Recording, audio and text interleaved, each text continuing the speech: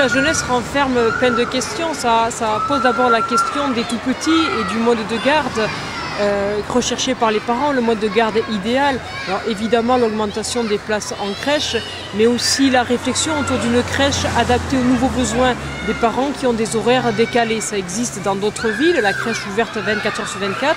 Je pense qu'il faut aller un peu plus loin dans cette réflexion à Bergerac. Et puis s'il y a une compétence de la commune, c'est évidemment celle des écoles, de la maternelle jusqu'à l'école primaire. Ça passe par l'accueil des tout-petits dans les garderies, avant l'école et le soir après l'école, donc la question des contrats éducatifs locaux pour améliorer la qualité de cet accueil. Et puis quand même, c'est vrai que je pense que l'éducation est une priorité, doit être la priorité d'une équipe municipale. Et donc il est inadmissible que les parents doivent faire et vendre, puis acheter des gâteaux pour que l'équipe enseignante, avec les peu de moyens qu'elle a, choisisse d'acheter un vélo ou un petit peu de matériel pédagogique. Nous devons donner les moyens aux enseignants d'enseigner correctement et d'éduquer correctement nos enfants.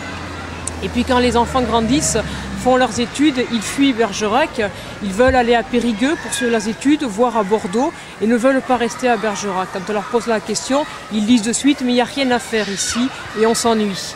Donc il faut qu'on puisse renverser la vapeur parce que le dynamisme d'une ville passe par sa jeunesse.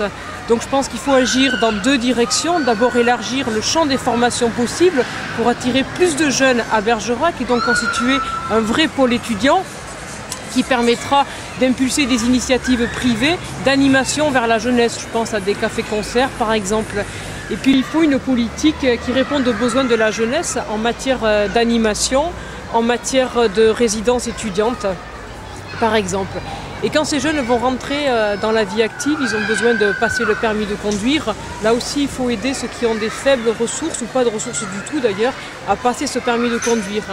Mais aussi, en tant que politique, on peut penser qu'il faut aider ces jeunes à devenir citoyens. Alors pourquoi pas proposer un contrat, un deal entre la ville et les jeunes. On les aide à passer leur permis de conduire avec une aide financière et en contrepartie de ça, ils font des actions pour la ville. En quelque sorte, on pourrait dire passer un permis de conduite citoyenne.